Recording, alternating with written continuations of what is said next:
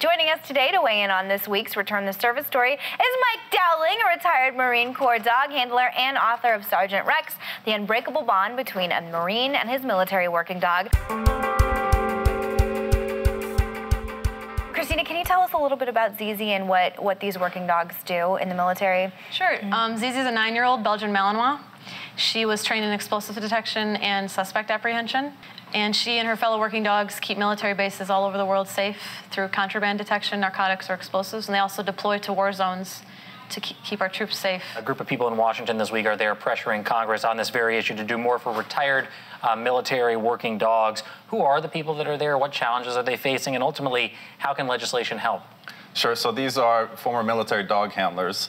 And as a veteran, if I have a service-connected disability, I can just go to the Veterans Affairs and get free of charge medical care. But military working dogs who have service-connected disabilities, they don't have any kind of free of charge medical care or even a discounted medical care.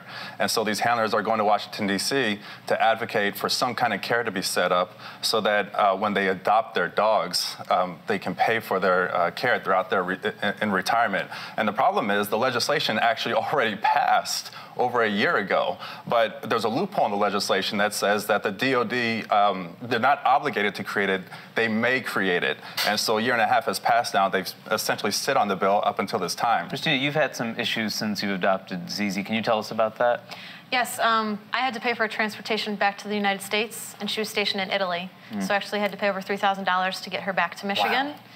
And since then, she's been diagnosed with severe arthritis in her spine and shoulders. In addition, she was recently diagnosed with bone cancer. Yeah, somebody should reimburse you for that $3 grand. That's absolutely ridiculous. I mean, somebody someplace watching this. I mean, I'm willing to pay anything for her. You know, like, she's much more than just a dog to me.